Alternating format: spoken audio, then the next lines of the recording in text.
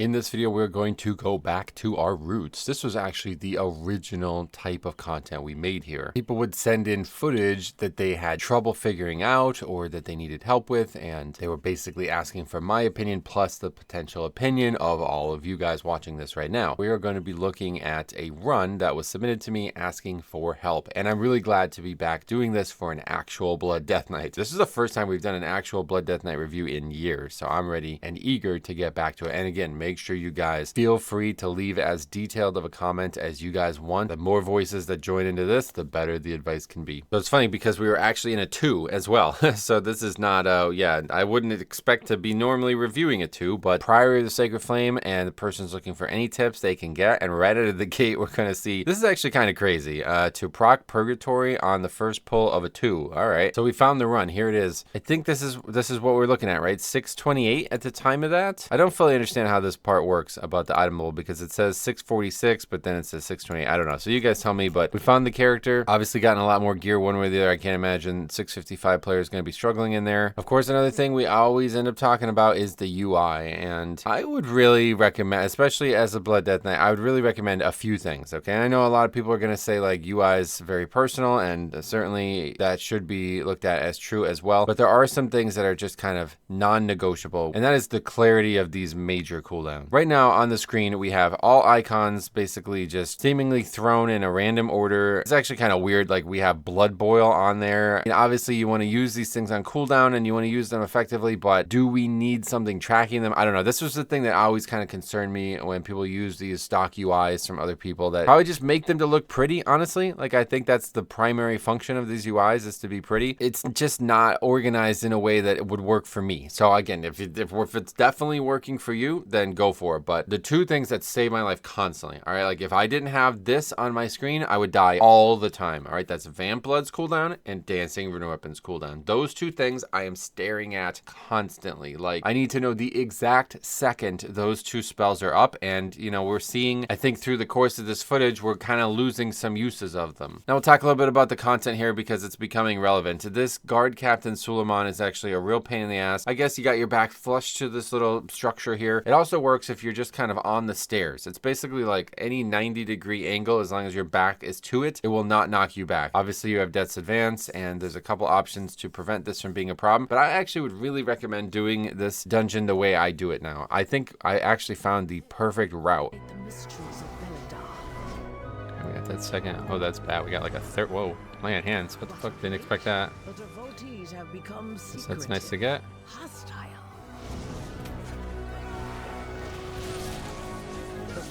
Sought to kill you. Damn, I got like tossed in here.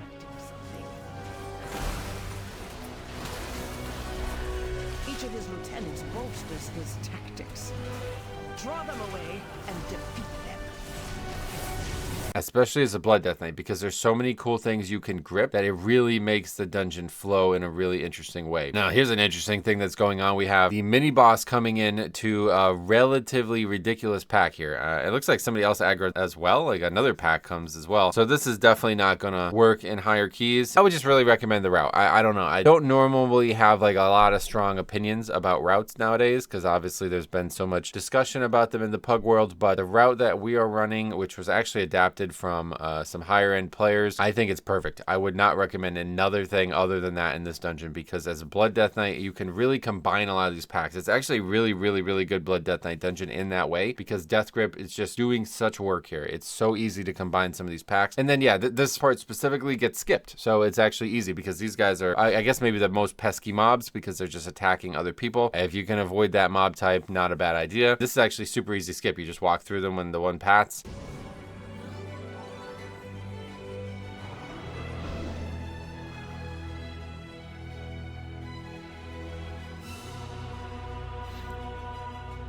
Tell that to Paladin Tank Season 1. Some adjustments would be nice during Season 1, not after. Oh, yeah.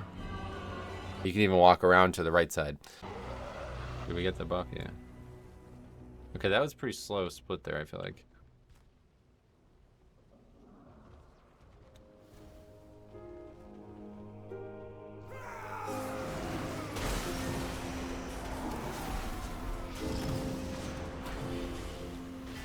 Okay, so let's see how it goes. We're gonna go around the side here. These mobs are actually really interesting. I did not even know that these mobs were here when I first started this, you know, season's journey. I did not even realize that. So it's pretty interesting little strategy here. But anyway, yeah, you see we're sitting here. Dancing Rune Weapon's been up for a while now, and we're just not using it. I think, you know, in general, Dancing Rune Weapon is fine to save here and there. I think if the pack is not particularly dangerous, to use it on, you know, every other pack instead of multiple times a pack, it's going to really add up, and it's going to make the class feel a lot squishier. It's going to really transform the class, to be honest. And like, okay, so here's some of the hardest hitting enemies in the game. We have Dancing Rune Weapon up on the pole. We kind of wait to use that. We have Vamp Blood's just been sitting there screaming at us, just not getting used. I don't really know exactly how it's best to use Consumption. I've not used it, but you know, we got major CDs and we're kind of just not using them. And again, we're not really needing to use them, so it's hard to say. But I think like it's partially the UI, right? Like to me, I'm staring at the cooldowns of these spells because it's just such an important part. Vamp Blood uptime and Dancing Rune Weapon uptime are the reason the kit is a tank. And honestly, without those, you're going to get slaughtered. And people ask me all the time, what is the most common error you see with new tanks? And we are seeing it again. I told you every time I review Blood Death Knight footage, it is always the same. We are sitting on our major CDs for an extremely long period of time, just giving up so much tankiness. Like usually it's coming in content that's a little bit harder, but like one way or the other, you know, we walk into this pack, look at that, kind of just turning our backs to the pack. Oh man, that's scary. Vamp Blood is actually going to come out and save us, but Rune Weapon again up here. Really a lot of stuff up. Icebound. I mean, I don't even see Lichborn. Okay, so Lichborn is actually tracked on the third row. You can barely see it. That's actually crazy. That's one of the best defensive CDs in the kit, and it's like not even on the major row, but we got Death and Decay and Blood Boil on there. I would really recommend just the personal crafting of your own UI. That's what I would recommend to everybody. I know, especially when you start out, that could be difficult because you might not know what's important to track, and so that sounds like it's a problem, but it's actually not. Just track nothing. Honestly, just track nothing until you're like, whoa, this ain't working. You know what I mean? Let's add a spell. So then you add Dancing Rune Weapon, and you're like, well, okay, now that I've added that, maybe I need AMS. Then you add AMS, then you add Vamp Blood, then you add Icebound, and then eventually you figure out exactly what you need to track to stay alive reliably. You know, it's going to make a world of difference, and you won't be sitting there being kind of influenced by other people's opinions on what you should track, right? Because I think maybe that's the thing I'm a little stubborn on. When other people make the UIs, it's kind of one way or the other, even regardless of if we believe they're doing it to be helpful or if they're doing it to just make it look pretty and people want to download it. It's their opinion of what it should be tracked. It's in the order that they believe it should be tracked in. It looks the way they believe it should look, and I think very, very few people are going to customize that. I think the real big thing for me is actually the health bar. And so we actually have the health bar to the left of this really long, elongated, wide, weak aura set, and it's like just the default UI. It's just like really hard to see. You can't even see your actual health. Like your health number is not on the screen, and this is the number one thing that I look at when I'm looking at the health bar. Seeing the actual raw health is like non-negotiable for me. You need to know in conjunction with how much damage you've taken, that's why I have the damage type weak aura as well, if the health is sustainable. Are you going to live the next round of danger? These two things are like combining into the actual reason why Blood Death Knight works. And I think if you don't have that, and if you can just see like kind of this gradient with, I mean, even with all the numbers on the default UI kind of flashing there, it's just not enough. Like I don't think I would learn anything. Maybe if you could turn off the healing numbers without actually seeing the raw health, I don't know how you play the class, to be honest, because it's all about kind of just baiting out the big hits. Like, I can survive this. I'm ready to take it. Boom, Death Strike. I'm fine now. You know what I mean? That's the core to Blood Death Knight and Mythic Plus. So one way or the other, I think we have to get something there that is going to actually show the raw health. I don't know if that is just something that can be turned on by the default if you want to stick with the setup. But yeah, I would really recommend having an actual custom health bar made. The whole target bar thing is like, it's just super out of date, I feel like. This is like old school WoW. You see the add-ons now, like we have Plater, right? It shows you what your target is. You know what your target is. You don't need to see what your target is on the screen equally as your health bar. Like the health bar should dominate. That should be in the middle. That should be the number one thing you're focusing on. And then the target is like, you just look at the frames. You're just attacking the boss. You see what your target is. So that's, you would just get used to doing it that way. That's how I've done it. And I think it saves like UI space. You know what I mean? Like it makes it so you can be more focused on what actually is very important. It's always going to be about tracking your own health, and maybe, you know, you could just see the health bars on your screen through Plater, and that's enough. I like this pull. This is a really, really good pull here. Usually we would want to bloodlust this pull. Just got to stop these casters. There's a lot of potential damage coming out in this pack on you as well.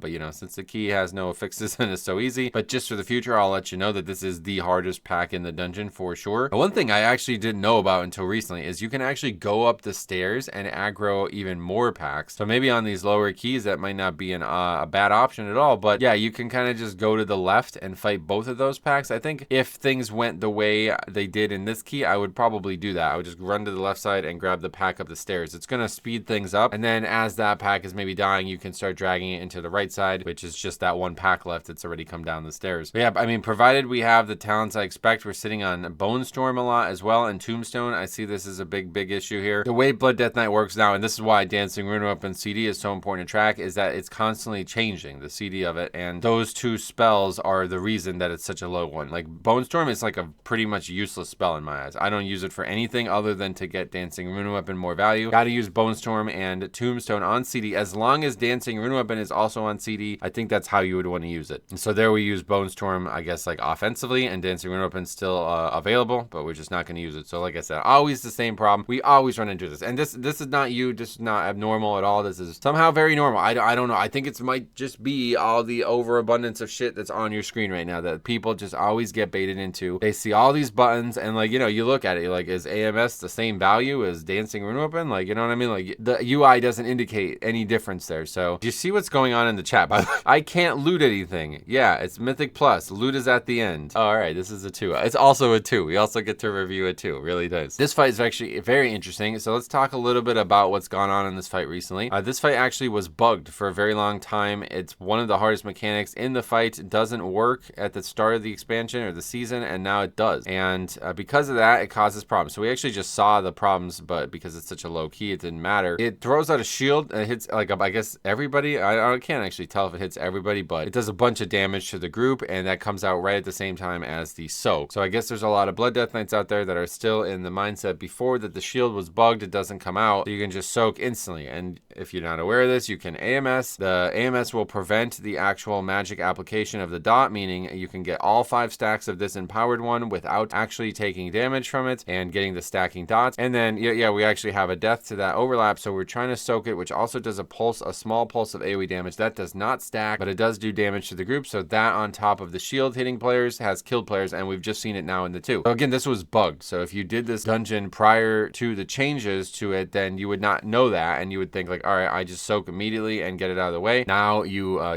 don't really have any rush to do this. I'm not sure why we're not battle resing, by the way, but on a higher key, you probably have like a full group wipe, and it looks like we're actually doing it. Yeah, like we're soaking pretty much as the shield is going out. So just pay attention to the timers there. Just think about it this way, like wait until you see the shield to go out, chill for a bit, and then make sure everybody's topped off, and then you can run in it. And the cool thing is, again, AMS will stop the stacks individually. Death's Advance will stop the knockback. So those two things together is like a really cool little piece of technology there that, yeah, I don't think there's a lot of mechanics out there like that do all this stuff. So yeah, so you see, we do it again here. And again, I don't know if we're just getting lucky with these people surviving, but actually we didn't even AMS that. Oh, okay. We're just getting the stacks. I just assumed that we were, but yeah, we're actually not AMSing that. So sometimes you gotta wait. Sometimes AMS not actually up when you do it. That's a little bit of a problem, but you actually have like a really long time to do that. You have like, I think it's like over 30 seconds, maybe even close to a minute, just as the tank. Just make sure you're not soaking until after the shield, it like throws out shields. It looks like the Paladin spell. Just wait until that's done, and then make sure everybody's topped off from that, basically. And that's kind of the thing you'll need to take into higher keys, because that's going to just kill people instantly. This is some of the most fun trash in the game coming up, because there is so many casters and there's so many things to disrupt. And this is the best thing about Blood Death Knight right now, I think. Everybody talks about like Vengeance and Paladin being able to disrupt a lot of spells, but when we have a lot of casters that are grippable, it is like the most fun thing about playing a Blood Death Knight. These casts and these enemies that we're coming up to are so fun to just grip. I really think like that's the biggest thing about Blood right now, is you got to get used to switching a lot of targets. You got to get used to using the utility really well, and if you can do that, you're going to dominate in these keys, because this is really making a big impact on the dungeon. And like this, yeah, this pack right here is such a cool one, right? Because everybody tries to line of sight this, but we don't actually need to line of sight it. We can just grip the two casters together, and that's actually quite nice, because then we don't have to kite it down the stairs when the consecrates start. You'd be surprised at how valuable Death Grip can be in some dungeons, and I think this room is really a big part for it. Ideally, we'll kind of get the light spawn to die last. That makes this pack really easy if you can do that and just focus down the actual like important mobs, especially the ones that you can't grip. But another really good source of grip here is if you have the small mobs alive that can be gripped and the light spawn is about to heal them. That's this mechanic here, Burst of Light. If the enemy stays in it, it gets healed, which is looking like that's about to happen. Yeah, we see that. Just didn't drag them far enough. Maybe you don't know that. The Burst of Light will heal any enemy, and I don't know if it's a flat percentage or if it's like a raw health value, but it heals for like 25% of their health every time. If we don't accurately do that, it can easily be the key, the time lost on fighting those mobs a second time, maybe even causes a death, and that could be a huge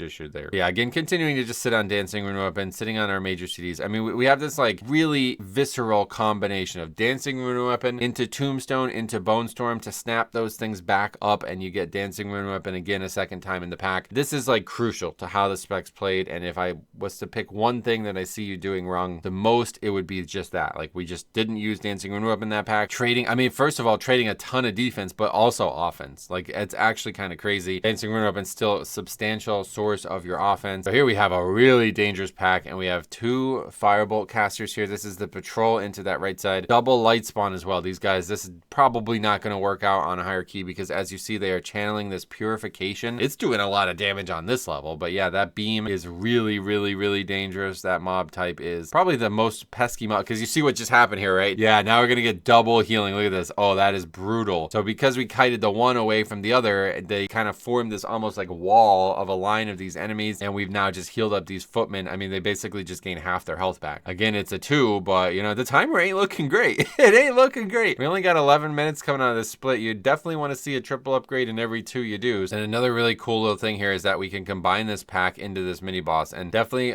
we gripped just a regular mob there, but I would definitely recommend going and gripping that caster out immediately because that is the high priority target here. It may not look like it at first. You may think like the Brawn Pike guy, he's doing all the damage, but the actual problem here is this kind of ticking damage from Brawn Pike plus the casters getting their smites off. It does a lot of damage, and they're going to try to heal and stuff like that. So as the tank, especially one with lots of disrupts, we want to just be on that target, get that thing stopped, get that thing kicked, and get that thing in and killed as fast as possible. That is going to be our best way to succeed. You may not realize it. You know, this is such a low key, but this guy, this Brawn Pike, this is actually the boss that we just fought, by the way. Really cool. But he's back as an NPC that's now raised from the dead and just pulsing AoE damage constantly. And as you see, AoE damage is insane. We're going to just go on without our group. So that's, yeah, maybe a big mistake too. We kind of just letting this healer ride out like 5% mana bar, and we're just kind of going without the full group here. I mean, yeah, I don't know. Sometimes you got to do this. It's not necessarily like the never do this territory, but in that situation, just chill. Just wait for a bit. No need to rush into this next pack. And I definitely would want to see this pack combined into the mini boss if you're able to do that. I think maybe Brawn Pike just died so fast that that wasn't fundamentally possible. But yeah, anyway, gripping the target in and getting it killed. And then these mobs also explode when they die, so it's partially a problem with that as well. This boss I actually thought was going to be one of the hardest parts of the season, but it ends up being actually very easy. I'm not really sure why it was so difficult on the PTR for people compared to now, but it's like feels like people have mastered it. In the PTR, we were like literally seeing people blinded. Like 4 people get blinded every time. It's just chaos, absolute chaos. And then the ads wouldn't die and nobody would slow them, and they would just get walked right into the DPS and they would just melee them. It was an absolute mess. Now it's a lot better. People are actually really good at this fight now, so this is really cool how easy this fight's become. Another small thing that I noticed that I didn't talk about, but like on the top right of the screen, we can actually see, I think that's DBM doing that. I don't really know what's causing that, but we have something blocking the timer. All right, this is like, you can't play the game like this. You got to fix that, whatever that is. I don't know if that's even a UI element or that's an add-on or what, but like you got to figure that out and move that, because there's going to be times that you got to stare at the timer. It's definitely important to see exact times, and you know, when stuff is blocking it, it can make that potentially stressful, because you might be thinking like, oh, do we have like 30 seconds or 40 seconds? I can't really see the number. That may change the way you approach the dungeon at times. And then one cool little thing here, I like to do this. This might be placebo. I don't know how much this is actually helping, but I think it's helping. So I dropped the slow D&D here, and we just kind of get these mobs, and look at all of them going to one side. So that's really cool. So we can apply the dots, we can apply the slow on the way up, and it just makes them die quicker. It makes them get up here later, and it allows the DPS to focus more on the DPS job for longer. You know what I mean? But I guess we don't actually have slow D&D in this video. I think the slow D&D is actually very good this season. There's like 4 or 5 fights where it's like excellent. IPA as well. It's another one. You know, in lieu of Gorfiends, I think it might be one of the most powerful utilities we actually have for this season. So maybe think about that, especially if you're going to do that. I mean, there's no reason to do it without the slow D&D. Honestly, you're not really going to do enough to it. But yeah, just keeping them slowed down there is like substantial. I think it really helps. But that's pretty much it. We're going to get our very easy upgrade, but it is only a regular upgrade. We do not get a double upgrade here, which is actually kind of crazy. I mean, it's a 2. This is pretty late in the season too. This is this is like 6 weeks into the season at this point. To not have at least a double upgrade and a 2 tells us that there was a lot that went wrong. And I mean, the deaths don't really matter, but we do have 8 deaths. We have a lot of deaths on bosses, I think was the big issue. And then I think maybe just the general pacing of the route. Like, I mean, honestly, it probably doesn't really matter at this level. It's not something on your mind, but you know, if you're going to keep playing, you got to definitely think about that kind of stuff. Like, especially that first pack, it just didn't combine very well. So I definitely recommend thinking about and looking at the route we do. You can see it on the spreadsheet. It's advanced but it's excellent. I think it's like the only way to play the dungeon now that I've seen it that way. Pretty good. You did pretty well. I mean, you succeeded at tanking the dungeon, and that's fine. And that's a 2, so that's pretty easy to do, unfortunately. But I definitely want to see some improvements on kind of the information on the screen. I think that's holding you back. I think the lack of CD usage is the biggest issue. And like I always tend to blame that on the UI, because I think if you had just like Dancing Rune Weapon as a giant CD in the middle of the screen, you would fucking use that thing on cooldown, right? Like you're not going to not use that. But people give you these UIs and there's small little icons and they're thinking like, oh, okay, well, you're a master of visual clarity. You're going to know exactly where the icons need to be and what button you're going to press at the right times. You know, when you're just starting out, these things are actually low-key traps. They really are. So if you have any more questions or need any more helps, I'm happy to take a look at this. Let's see you got up a little bit higher, because obviously this key level's, you know, kind of so easy that none of this even really matters. If you get up towards 10 or something, or you feel like you run into a problem where you just can't kind of compete with the content that's being thrown at you, then I'll happily take another look at it. But again, anybody out there who is running into the same problem, if you are facing challenges that you cannot surmount or you just don't know where to turn, I will happily do what I can here. Thank you for watching. Thanks for the submission. I would love to do more content like this. Otherwise, keep submitting, especially low keys. If anybody's out there running 2s at all, make sure you press that record button. Thank you for watching. We'll see you guys in the next one.